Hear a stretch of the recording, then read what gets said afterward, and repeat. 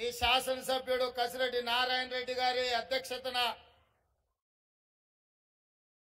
వారి జ్ఞాపకార్థం కొట్ర చౌరస్తాలో వారి విగ్రహావిష్కరణ కార్యక్రమంతో పాటు ఈ కల్వకుర్తి అభివృద్ధి కార్యక్రమాలకు సంబంధించి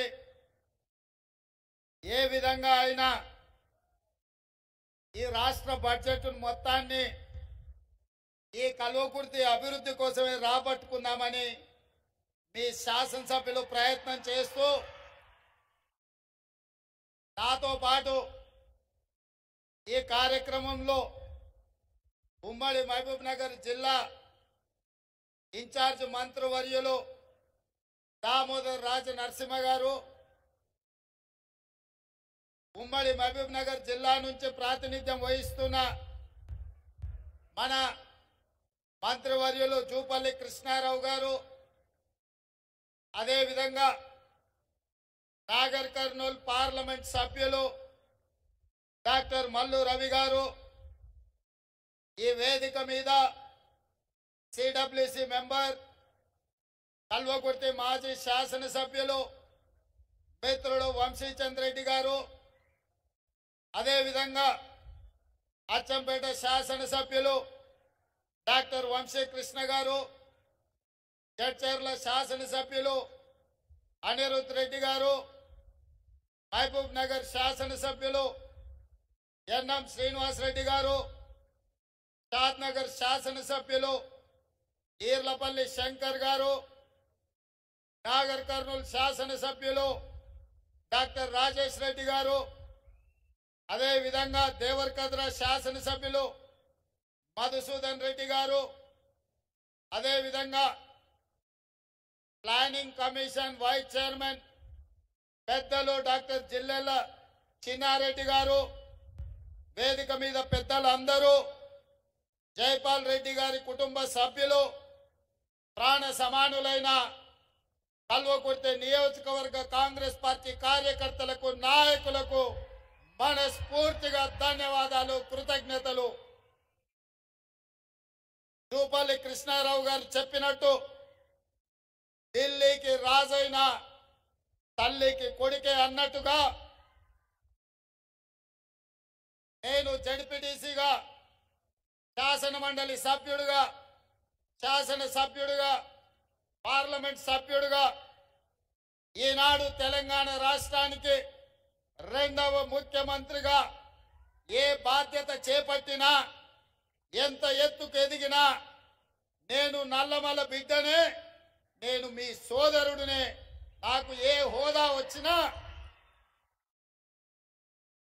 నా ఎదుగుదలకు కారణమైన ఈ నల్లమల ప్రాంతాన్ని, ఈ కల్వకుర్తి నియోజకవర్గ ప్రజల్ని నేను ఎప్పటికీ గుర్తు పెట్టుకుంటానని చెప్పి ఈ సందర్భంగా తెలియజేస్తున్నా. మిత్రులారా, జైపాల్ రెడ్డి గారి గురించి మాట్లాడాలి అంటే ఆలోచన చేసి మాట్లాడాల్సి ఉంటుంది. వారు ప్రజాప్రతినిధిగా కాదు, వారు ఒక పార్టీ నాయకుడిగా కాదు, వారు ఒక సిద్ధాంతకర్తగా ఈ దేశ రాజకీయాలను ఏ విధంగా సిద్ధాంతం వైపు మళ్లించాలో అందులో లోతైన విశ్లేషణ చేసి వారు 4 సార్లు శాసనసభ్యుడిగా ఈ కల్వకుర్తి ప్రాంతం నుంచి, 5 సార్లు లోక్సభ సభ్యుడిగా, 2 సార్లు రాజ్యసభ సభ్యుడిగా, 1969లో మొట్టమొదటిసారి శాసనసభ్యుడిగా ఎన్నికై వారి చివరి శ్వాస వరకు ప్రజా జీవితంలో ఉండి, వారికి అధికారం ఉన్నా లేకపోయినా వారు ఎప్పుడు సిద్ధాంతాలను వదలలేదు, ప్రజా సమస్యలను ప్రస్తావించకుండా ఊరుకోలేదు. చాలా మంది నాయకులు పార్టీలు మారినప్పుడు పదవులను దృష్టిలో పెట్టుకొని ఎన్నికల్లో నెగ్గడానికి ఆలోచన చేస్తారు. కానీ విధి లేని పరిస్థితిలో రాజకీయాలలో జరిగిన పరిణామాలను దృష్టిలో పెట్టుకున్నప్పుడు జైపాల్ రెడ్డి గారు తన నిర్ణయాన్ని సిద్ధాంతపరంగా, తన నమ్మిన సిద్ధాంతం కోసం గెలిచినా ఓడినా నమ్మిన సిద్ధాంతాన్ని ఆ సిద్ధాంతాన్ని పాటించే రాజకీయ పార్టీలో చేరాలి అని వారు ముందుకు సాగారు. ఈ కల్వకుర్తి ప్రాంతం ప్రజా సమస్యల పరిష్కారంలో సిద్ధాంతాల ప్రాతిపదికన రాజకీయాలను చూసింది. ఒక ఎడమ కృష్ణారెడ్డి గారు కావచ్చు, ఒక దాప గోపాల్ రెడ్డి గారు కావచ్చు, ఒక మహేంద్రనాథ్ గారు కావచ్చు, ఉత్తమ పార్లమెంటేరియన్ కీర్తిశేషులు జైపాల్ రెడ్డి గారు కావచ్చు. ఏ రోజు కూడా పదవులతోని వాళ్లకు గౌరవం రాలే, వాళ్లతోనే పదవులకు వన్నె వచ్చింది, గౌరవం తెచ్చింది. వారు ఆ పదవిలో ఉంటే ఆ పదవి గౌరవమే పెరిగింది తప్ప వాళ్ళ హోదా పెరిగినట్టుగా వాళ్ళు ఎప్పుడు భావించలే. అందుకే మిత్రులారా, అప్పుడప్పుడు కల్వకుర్తి నుంచి నన్ను కలవడానికి వచ్చే సర్పంచులను, గ్రామస్థాయి నాయకులతో నేను అంటుంటా, అయ్యా రాజకీయాలను సిద్ధాంతాలను జైపాల్ రెడ్డి గారు మీకు ఎక్కువ నేర్పించిండ్రు. మీరు కల్వకుర్తి స్థాయి కాదు, జాతీయ స్థాయి రాజకీయాల గురించి మాట్లాడడంలో దిట్టగా మారినరు. మీతో వాదించి గెలవడం కష్టము, మీరేదన్నా పని అడిగితే చేసి పెడతామని నేను అంటుంటా. అందుకే ఈ ప్రాంతంలో ఉన్న తండాల నుంచి మొదలు పెడితే మారుమూలలో ఉన్న గ్రామ పంచాయతీల సర్పంచుల వరకు రాజకీయాలను విశ్లేషించడంలో ఈ కల్వకుర్తి ప్రజా ప్రతినిధులకు ఒక ప్రత్యేకత ఉన్నది. ఈ ప్రాంతంలో ఈ రోజు కూడా జైపాల్ రెడ్డి గారు మన మధ్యత లేకపోయినా చాలా మంది కలిసినప్పుడు, నన్నే కాదు ఎవరిని కలిసినా, భారత్ జోడోలో రాహుల్ గాంధీ గారిని కలిసినప్పుడు కూడా చాలా మంది గర్వంగా వాళ్ళు రాహుల్ గాంధీ గారికి, సార్ మేము జైపాల్ రెడ్డి గారి అనుచరులము, మేము జైపాల్ రెడ్డి గారి శిష్యులమని గర్వంగా చెప్పుకోవడం నేను చూసిన. వారు నేర్పించిన విలువలు, వారు ప్రజల కోసం పనిచేయాల్సిన విధానాన్ని ఈ కల్వకుర్తి ప్రాంతంలో ప్రజాప్రతినిధుల్లో ఈ రోజు కూడా మనం చూడొచ్చు. అందుకే మిత్రులారా, ఆ మధ్యకాలంలో కాంగ్రెస్ పార్టీ సీనియర్ నాయకులు తెలంగాణ రాష్ట్రం ఇచ్చినా ఎందుకు 2014లో కాంగ్రెస్ పార్టీ అధికారంలోకి రాలేదు అని నన్ను అడిగాను. నేను ఒక విశ్లేషణ చెప్పిన, రాష్ట్రం అయితే ఇచ్చిండ్రు కానీ ఆ రాష్ట్రానికి నాయకత్వం వహించాల్సిన నాయకుడు పేరు తెలంగాణ ప్రజలు మీరు చెప్పకపోవడం వల్ల కాంగ్రెస్ పార్టీ ఒకవేళ అధికారంలోకి వస్తే ఎవరు తెలంగాణ రాష్ట్రానికి మొదటి ముఖ్యమంత్రి అవుతారో ప్రజలకు మీరు చెప్పకపోవడం వల్లనే కాంగ్రెస్ పార్టీకి నష్టం జరిగింది. ఒకవేళ 2014లో ఈ తెలంగాణ రాష్ట్రానికి మొదటి ముఖ్యమంత్రిగా కీర్తిశేషులు జైపాల్ రెడ్డి గారిని ప్రకటించి ఈ కల్వకుర్తి అసెంబ్లీ ఎన్నికల్లో వారు పోటీ చేసి ఉంటే తప్పకుండా 2014లో కాంగ్రెస్ పార్టీ అధికారంలోకి వచ్చి ఉండేది. ఇది పార్టీ విధానపరమైన లోపం ఆ రోజు జరిగింది. వారికి తెలంగాణ ప్రజలు వారికి కృతజ్ఞత తెలుపుకునే అవకాశం ఉండే. ఎందుకు నేను ఈ మాట ఈ వేదిక మీద నుంచి చెప్తున్నా అంటే, ఈ మధ్యకాలంలో 2023 బడ్జెట్ సమావేశాలలో నరేంద్ర మోడీ గారు మాట్లాడుతూ కాంగ్రెస్ పార్టీ తెలంగాణ బిల్లును పార్లమెంటు తలుపులు మూసి లైవ్ కట్ చేసి ఆమోదింపజేసుకున్నారు, తల్లిని చంపి బిడ్డను కాపాడినరు అని నరేంద్ర మోడీ గారు ఒక తీవ్రమైన ఆరోపణ చేసింది. ఆ రోజు పార్లమెంటు తెలంగాణ బిల్లు వచ్చినప్పుడు సభలో గందరగోళం ఏర్పడి తెలంగాణ బిల్లు ఆమోదం కాదేమో అని ఆందోళన చెందుతుంటే సభ వాయిదా పడ్డప్పుడు ఆనాటి స్పీకర్ శ్రీమతి మీరా కుమారి గారికి జైపాల్ రెడ్డి గారు ఒక సూచన చేసిండ్రు. మూడ్ ఆఫ్ ద హౌస్ చూసి తలుపులు మూసి తెలంగాణ బిల్లును ఆమోదింపజేసుకుంటే ఖచ్చితంగా తెలంగాణ రాష్ట్రం ఏర్పడుతుందని జైపాల్ రెడ్డి గారు మీరా కుమారి గారికి చేసిన సూచనను పాటించి పార్లమెంటు తలుపులు మూసి లైవ్లు కట్ చేసి మీరా కుమారి గారు తెలంగాణ రాష్ట్రాన్ని మనకిచ్చింది. అట్లనే జైపాల్ రెడ్డి గారి సూచనతోటే జైపాల్ రెడ్డి గారు కేంద్ర మంత్రివర్యులుగా మంత్రివర్గ సమావేశంలో మన్మోహన్ సింగ్ గారిని సహచర మంత్రివర్గ సభ్యులకు తెలంగాణ రాష్ట్రం ఎందుకోసం ఏర్పడాలి, తెలంగాణ రాష్ట్రము ఎందుకు ప్రజలు కోరుకుంటున్నారో సంపూర్ణంగా వారు వివరించింది. అందుకే కేబినెట్ మొత్తం ఏకగ్రీవంగా ఆమోదం చేసి తెలంగాణ రాష్ట్ర ఏర్పాటును కాంగ్రెస్ పార్టీ చేసింది. కానీ ఆ తర్వాత ఆశించిన ఫలితాలు రాలే. కల్వకుర్తి నియోజకవర్గ ప్రజలు, జైపాల్ రెడ్డి గారి అభిమానులు కల్వకుర్తి ప్రాంతం నుంచి తెలంగాణ రాష్ట్రానికి ముఖ్యమంత్రి అయ్యే అవకాశం చేయి జారిపోయిందని బాధపడ్డారు. కానీ 10 సంవత్సరాల కాలక్రమంలో ఈ ప్రాంతం నుంచి ఒకనాడు కల్వకుర్తి నియోజకవర్గంలో భాగమైన మేడ్చల్ మండలంలో 2006 సంవత్సరంలో మీ అభిమానంతో మీరు గుండెల్లో పెట్టి చూసుకొని మీరు భుజాల మీద మోసి మొట్టమొదటిసారి జిల్లా పరిషత్ మెంబర్ గా ఇండిపెండెంట్ గా నన్ను గెలిపిస్తే ఆనాడు మేడ్చల్ మండలంలో మీరు నాటిన మొక్క ఈనాడు వృక్షమై తెలంగాణ రాష్ట్రానికి ముఖ్యమంత్రి అయి మీ ముందు నిలబడ్డాడు. ఈ కల్వకుర్తి ప్రాంతం నుంచే మీ బిడ్డ ఈ రోజు ఈ తెలంగాణ రాష్ట్రానికి ముఖ్యమంత్రి అయి. అందుకే మిత్రులారా, మా నారాయణ రెడ్డి గారు అడిగినరు, వారు ఎకరు పెట్టిన అభివృద్ధి కార్యక్రమాలను చూస్తే బట్టి విక్రమార్క గారు ప్రవేశపెట్టిన 2,91,000 కోట్లు నేను కల్వకుర్తికే ఇచ్చిపోవాల్సి వస్తుంది. మిగతా 118 నియోజకవర్గాలకు ఇవ్వడానికి కూడా నా దగ్గర ఏముండదు.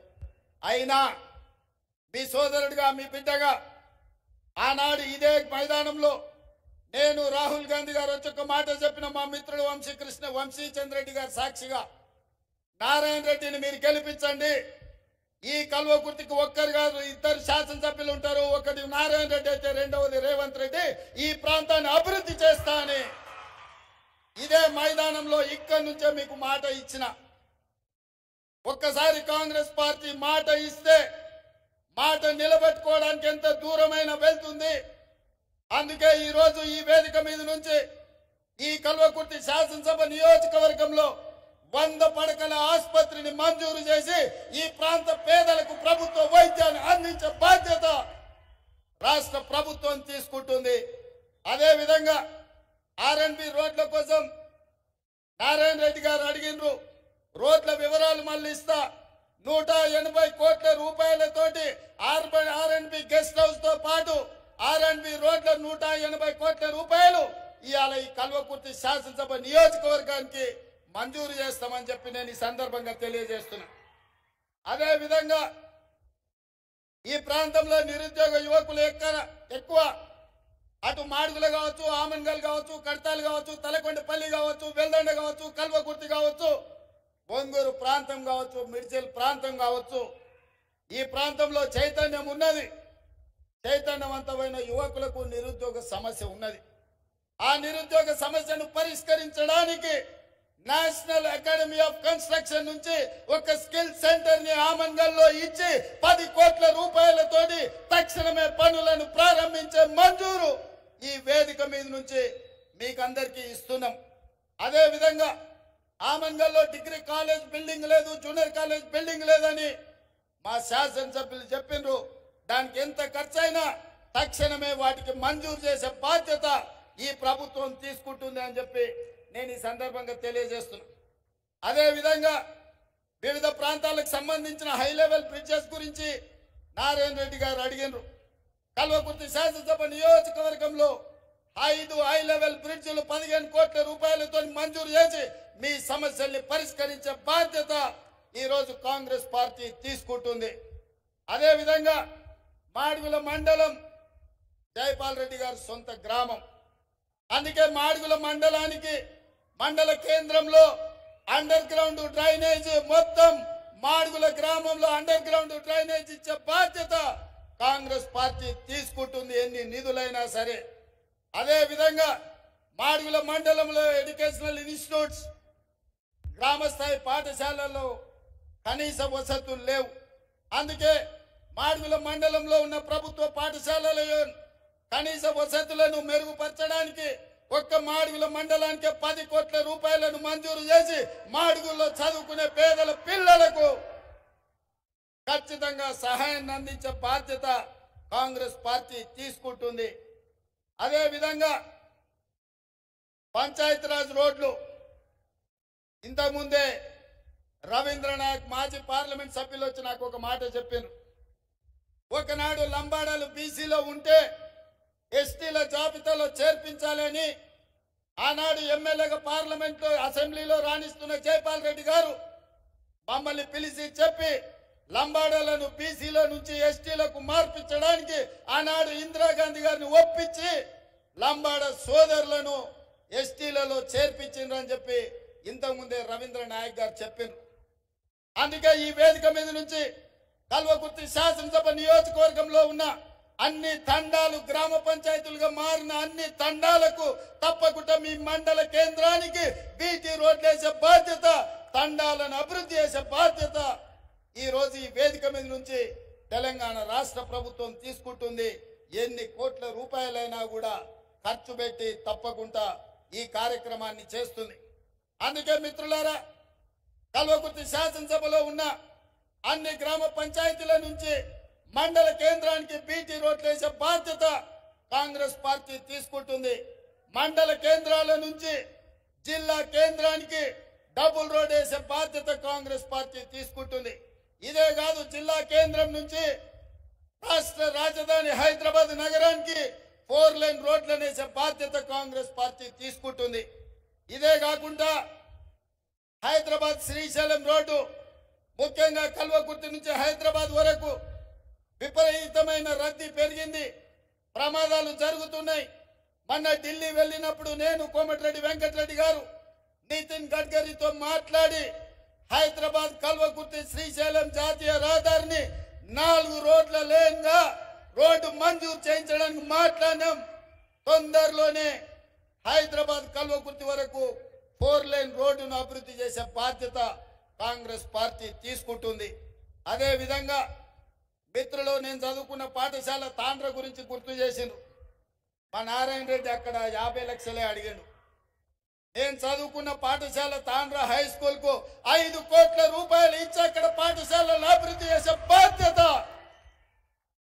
నేను తీసుకుంటా అని చెప్పి ఈ సందర్భంగా తెలియజేస్తున్నా. అదే విధంగా వెల్దండ మండలంతో, వెల్దండ ప్రాంతంలో ఉన్న ప్రజలతో, అక్కడున్న మిత్రులతో నాకు సన్నిహిత సంబంధాలు ఉన్నాయి. వెల్దండ మండల కేంద్రంలో పాఠశాలల అభివృద్ధి కోసం అదనంగా 5 కోట్ల రూపాయలు ఇచ్చి వెల్దండ మండల కేంద్రంలో ఏమేమి కావాలో మీరు అభివృద్ధి చేసుకోండి, దానికి అవసరమైన నిధులను ఇచ్చే బాధ్యత కాంగ్రెస్ పార్టీ తీసుకుంటుంది అని చెప్పి నేను ఈ సందర్భంగా తెలియజేస్తున్నా. అదే విధంగా స్కిల్ యూనివర్సిటీ, మా నారాయణ రెడ్డి మెడికల్ కాలేజ్ ఇక్కడనే అడుగుతుండు, ఇంజనీరింగ్ కాలేజ్ ఇక్కడనే అడుగుతుండు, పాలిటెక్నిక్ కాలేజ్ ఇక్కడనే అడుగుతుండు, స్కిల్ యూనివర్సిటీ ఇక్కడనే అడుగుతుండు. కొన్నిటికి ఫీజిబిలిటీ కూడా మనం చూసుకోవాలి ఉంటుంది. అందుకే నారాయణ రెడ్డి గారి కోరిక, నా కోరిక కొంచెం అటు ఇటుగా సమన్వయం చేసి ముచ్చర్ల ప్రాంతంలో ఆగస్టు 1వ తారీఖు నాడు యంగ్ ఇండియా స్కిల్ యూనివర్సిటీని ప్రారంభించబోతున్నాం.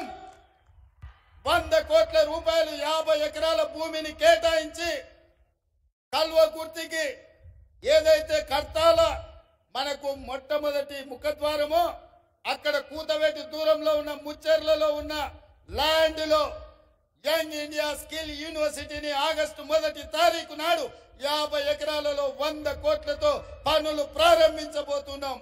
ఆ స్కిల్ యూనివర్సిటీ మన ప్రాంతం యొక్క యువకుల భవిష్యత్తును తీర్చిదిద్దబోతుంది. ఆగస్టు 1వ తారీఖు నాడే రాబోయే 3 రోజుల్లో ప్రారంభించుకోబోతున్నాం. చివరగా ఒక్క మాట చెప్పదలుచుకున్నా. ఎన్నికల్లో శ్రీమతి సోనియా గాంధీ గారు రాజీవ్ గాంధీ ప్రాంగణం తుక్కుగూడ రంగారెడ్డి జిల్లాలో సెప్టెంబర్ 17, 2023 నాడు 6 గ్యారెంటీలను ఇవ్వడం జరిగింది. నేను ఆ రోజే చెప్పిన 2004లో శ్రీమతి సోనియా గాంధీ గారు తెలంగాణ రాష్ట్ర పర్యటనకు వచ్చినప్పుడు కరీంనగర్ లో తెలంగాణ 4 కోట్ల ప్రజల యొక్క ఆకాంక్ష తెలంగాణ రాష్ట్రం గురించి, తెలంగాణ ప్రజల గుండె చప్పుడు గురించి నాకు తెలుసు, తప్పకుండా మీ ఆకాంక్ష నెరవేరుతుందని వారు మాట ఇచ్చారు. ఆ మాట నిలబెట్టుకోవడానికి ఎన్ని ఒడిదుడుకులు వచ్చినా, ఎన్ని అడ్డంకులు వచ్చినా తెలంగాణ రాష్ట్రం ఇస్తే ఆంధ్రప్రదేశ్ లో పార్టీ ఉనికి కోల్పోయి, కేంద్రంలో అధికారం కోల్పోయి తెలంగాణ రాష్ట్రంలో ఒడిదుడుకులను ఎదుర్కొన్నా సోనియా గాంధీ గారు ఇచ్చిన మాట నిలబెట్టుకోవడానికి మాట తప్పని మడమ తిప్పని నాయకురాలుగా 2004లో తెలంగాణ రాష్ట్రం ఇస్తా అని 2014లో రాష్ట్రం ఇచ్చింది. మరి అలాంటి నాయకురాలు తుక్కుగూడ రంగారెడ్డి జిల్లాలో 6 గ్యారెంటీలను ఇస్తే ఆమె వారసులుగా కాంగ్రెస్ పార్టీ అధ్యక్షుడిగా మీ బిడ్డగా 6 గ్యారెంటీలను అమలు చేసే బాధ్యత నాది. అందుకే ఈరోజు ఆడబిడ్డలకు ఆర్టీసీలో ఉచిత ప్రయాణం ఇచ్చి 2500 కోట్ల రూపాయలు ఆర్టీసీకి చెల్లించడం, రాజీవ్ ఆరోగ్యశ్రీని 5 లక్షల నుంచి 10 లక్షలకు పెంచడం, పేదవాడు నిలవడానికి నీడ, ఊర్లో ఆత్మగౌరవం ఇందిరమ్మ ఇల్లు, 4.5 లక్షల ఇండ్లను పేదవాళ్లకు 10,000 కోట్లతో మంజూరు చేసి ఇవాళ పేదవాళ్లను ఆదుకునే ఇందిరమ్మ ఇళ్లను మంజూరు చేసినాం. ఇదే కాదు, ఆడబిడ్డలకు కట్టెలపై కష్టాలు తీర్చాలని, వాళ్ళ కన్నీళ్లు తూడవాలని 1,200 రూపాయలు ఉన్న సిలిండర్ను ఇవాళ 500 రూపాయలకే ఆడబిడ్డలకు ఇంటి దగ్గర ఇచ్చి ఆడబిడ్డల కన్నీళ్లు దూర్చే బాధ్యత ఇవాళ ఈ ప్రభుత్వం తీసుకున్నది. ఇదే కాదు, వ్యవసాయానికి ఉచిత కరెంట, భూమి లేని పేదల సంగతి మీరు పట్టించుకోరని పాదయాత్ర సందర్భంగా అచ్చంపేట నుంచి హైదరాబాద్ వరకు నేను పాదయాత్ర చేసినప్పుడు పేదలు వచ్చి నాకు చెప్పినారు. అందుకే ఈనాడు ప్రతి పేదవాడి ఇంట్లో 200 యూనిట్లు ఉచితంగా విద్యుత్తును ఇచ్చి పేదవాడి ఇంటిలో వెలుగుల్ని చూడాలన్న ఆలోచన ఇవాళ మన ప్రభుత్వం చేస్తున్నది, అమలు చేసి తీరుతున్నది. అదే విధంగా మిత్రులారా, రైతు రుణ మాఫీ పార్లమెంటు ఎన్నికల్లో ఓ సన్నాసి దూలం లెక్క పెరిగిండు కానీ తూడకున్న బుద్ధి కూడా లేదు. సవాలు విసిరిండు, నువ్వు 2 లక్షల రూపాయల రుణమాఫీ చేసి చూడు అని. నేను చెప్పిన ఆగస్టు నెలలో తప్పకుండా 2 లక్షల రూపాయల రైతు రుణమాఫీ చేసి రైతుల రుణం తీర్చుకుంటాని సవాలు విసిరి ఆగస్టు రాకంటే ముందే 1 లక్ష రూపాయల రైతు రుణమాఫీ చేసి పేదవాళ్ళ ఖాతాలో 6,093 కోట్ల రూపాయలు ఇప్పటికే వేసిన. ఈ రోజు ఈ వేదిక మీద నుంచి తెలంగాణ రాష్ట్రంలో ఉన్న లక్షలాది మంది రైతాంగానికి నేను మాట ఇస్తున్నా, జూలై 31 తారీఖు దాటకంటే ముందే 1,50,000 రూపాయలు ఉన్న ప్రతి రైతుకు మళ్ళీ 2వ విడత ఖచ్చితంగా 30 తారీఖు జూలై దాటకంటే ముందే 1,50,000 రూపాయల మీ బాకీని చెల్లించి రైతు రుణం తీర్చుకుంటా అని చెప్పి ఈ కల్వకుర్తి గడ్డ మీద నుంచి నేను మాట ఇస్తున్నా. ఇదే కాదు, 2 తారీఖు నుంచి 14 తారీఖు వరకు నేను విదేశీ పర్యటనకు వెళ్తున్నా. వచ్చిన ఎంబడే 2 లక్షల రూపాయల వరకు రైతులకు ఉన్న రుణాలను మొత్తాన్ని ఆగస్టు నెలలో పూర్తి చేసి మీకు ఇచ్చిన మాట నిలబెట్టుకొని తెలంగాణ రైతాంగం యొక్క రుణం తీర్చి మీ రుణము తీర్చుకునే బాధ్యత ఇచ్చినందుకు మీకు కృతజ్ఞత చెప్పుకునే అవకాశం ఆగస్టు నెలలో నేను తీసుకుంటాను తెలియజేస్తున్నా. అందుకే మిత్రులారా, ఇవాళ కేటీఆర్, కేసీఆర్, హరీష్ రావు మాట్లాడుతున్నారు, కాంగ్రెస్ వచ్చింది ఇవాళ పేదలకు కష్టాలు వచ్చినాయి. నేను చెప్పదలుచుకున్నా, పేదలకు ఎవరికి కష్టాలు రాలే, మీ కుటుంబానికి కష్టాలు వచ్చినాయి. ఆ కష్టాలను కప్పిపుచ్చుకోవడానికి పేదల మీద నెట్టే ప్రయత్నం చేస్తున్నాడు. మన అసెంబ్లీలో మాట్లాడుతూ నేను కొన్ని ప్రశ్నలు అడిగి ప్రతిపక్ష నాయకుడు రావాలి అని సూచన చేస్తే కేటీఆర్ అన్నాడు, ఆయన రాడు, మేమే వస్తాం, బావా బామార్దులమే సమాధానం చెప్తామని. టీవీలో చూసినట్టున్నాడు. 24 తారీఖు నాడు కేటీఆర్ మాట్లాడింది. 25 తారీఖు నాడు పొద్దున్నే 12 గంటలకు అసెంబ్లీ ఉంటే 11:30కి వచ్చి కూర్చున్నాడు కేసీఆర్. వీడు తిక్కలోడు, అసలే తిరణాలకు పోతే ఎక్కడానికి దిగడానికి సరిపోయింది అన్నట్లా వీడు ఏం చేసి వస్తాడో, వీడికి చేతికి ఇస్తే ఇది ఎక్కడ పోతా అని వచ్చి పొద్దున్నే అసెంబ్లీలో కూర్చున్నాడు. అంటే కొడుకేమో రాడంటాడు, తండ్రి ఏమో పొద్దున్నే వచ్చి కూర్చుంటాడు. అంటే ఇవాళ వాళ్ళ మధ్యలో సమన్వయం లేదు, అధికారం కోల్పోయిన బాధ కొట్టొచ్చినట్టు కనిపిస్తుంది. అదే కాకుండా మన ఆయన మేడిగడ్డ గోదావరి ప్రాజెక్టులను పరిశీలించడానికి పోయింది. మా దగ్గర బాలయ్య అనే డ్రైవర్ ఉంటాడు, వాళ్ళ కొడుకు అక్కడ ఇక్కడ అడావిడిగా తిరుగుతున్నాడు. వాడు 10వ తరగతి పాస్ అయింది కానీ వాడికి ఏందో ఈ తిరుగుళ్ళు అలవాటు. ఊరికే టీవీ చూస్తున్నాడు, కేటీఆర్ ఉన్నాడా సార్ అంటుండు. ఎందుకురా అంటే సార్ కేటీఆర్ గారికి సెల్ఫీలు దిగుడు సెల్ఫ్ డబ్బా కొట్టుకున్నాడు అలవాటు. అసెంబ్లీలో నోరు జారుతాడు. ఆడ మేడిగడ్డ గోదావరి జిల్లాల కాలు జారిండు అనుకో, అండ్లబడి కొట్టుకపోతే లేనిపోని పని అవుతుంది అన్నాడు. మరి ఏం చేయాలంటే ఇది కూడా కష్టమే సార్. ఆయన నీళ్ళలో కొట్టుకపోతేనే కుటుంబానికి విషాదం, బయటికి తీస్తేనేమో ఇది రాష్ట్రం మొత్తానికి విషాదం అవుతుంది. ఎందుకంటే తెలంగాణను తెగ నమ్ముకుంటారు వాళ్ళ కుటుంబం అని. అందుకే ఈరోజు ఈ తెలంగాణ రాష్ట్రంలో ప్రజలని వంచినందుకు 2023లో ప్రభుత్వానికి రాకుండా ఓడగొట్టిండ్రు. బుద్ధి మారక అహంకారం తగ్గక అల్పం మాటలు మాట్లాడుతుంటే పార్లమెంటులో గుండు సున్నా ఇచ్చిండ్రు టీఆర్ఎస్ కు. ఇప్పటికి కూడా వాళ్ళ బుద్ధి మారలే. ప్రభుత్వం చేస్తున్న సంక్షేమ కార్యక్రమాలకు, ప్రభుత్వం తీసుకుంటున్న నిర్ణయాలకు సంపూర్ణంగా సహకరించి ప్రతిపక్ష పాత్ర పోషించి ఈ ప్రభుత్వానికి సూచనలు ఇస్తే కనీసం పంచాయతీ ఎన్నికల్లో ఏమన్నా వస్తుండే. కానీ ఇప్పుడు పంచాయతీ ఎన్నికలలో కూడా వాళ్ళకు వచ్చే అవకాశం లేదు. ఇక్కడ ఉన్న వేదిక మీద ఉన్న మా నాయకులకు నేను ఒక మాట చెప్పదలుచుకున్నా. ఇక్కడ ఉన్న మా కార్యకర్తలకు అసెంబ్లీ ఎన్నికలు అయిపోయినాయి, పార్లమెంట్ ఎన్నికలు అయిపోయినాయి, నాయకుల ఎన్నికలు అయిపోయినాయి. ఇప్పుడు రాబోయేది sarpanch, MPTC, ZPTC, municipal councillor ఎన్నికలు. అంటే కార్యకర్తల ఎన్నికలు. కార్యకర్తల ఎన్నికల కోసం ఈ వేదిక మీద ఉన్న నాయకులు నాతో సహా గ్రామ గ్రామాలు తిరిగి, తండాలలో, గూడాలలో, మారుమూల పల్లెల్లో తిరిగి కాంగ్రెస్ జెండా మోచిన మిమ్మల్ని ప్రజా ప్రతినిధులుగా గెలిపించుకునే బాధ్యత మాది. నాయకుల ఎన్నికలు అయిపోతే నాయకులను, కార్యకర్తలను మర్చిపోతారు. కానీ నేను నాయకుడిని కాదు, కార్యకర్తల కోసం కష్టపడేవాడిని. కార్యకర్తల్ని ప్రజా ప్రతినిధులుగా గెలిపించి సంక్షేమంలో, అభివృద్ధిలో కార్యకర్తలను భాగస్వాములను చేసినప్పుడే కాంగ్రెస్ పార్టీ బలంగా ఉంటుందని నేను విశ్వసిస్తున్నా. అందుకే మిత్రులారా, రాబోయే సర్పంచ్ ఎన్నికలకు సమాయత్తం కాండి. ఎంపీటీసీలు, జడ్పీటీసీలు, కౌన్సిలర్లు, కార్పొరేటర్లు కార్యకర్తలను గెలిపించుకొని ఈ అధికారంలో మిమ్మల్ని భాగస్వాములను చేసుకొని ఈ ప్రభుత్వం అమలు చేస్తున్న సంక్షేమ కార్యక్రమాలు మీ ద్వారానే పేదలకు గ్రామాలలో అందించే బాధ్యత మేమందరం తీసుకుంటాం.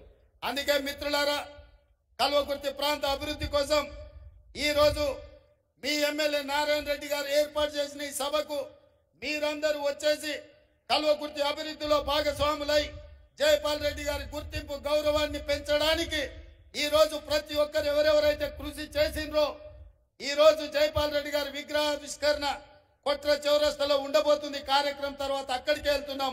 కార్యకర్తలను అందరినీ కూడా జాగ్రత్తగా అక్కడికి రమ్మని సూచన చేస్తూ జైపాల్ రెడ్డి గారి విగ్రహావిష్కరణ చేయడం నాకు ఒక గొప్ప అవకాశం.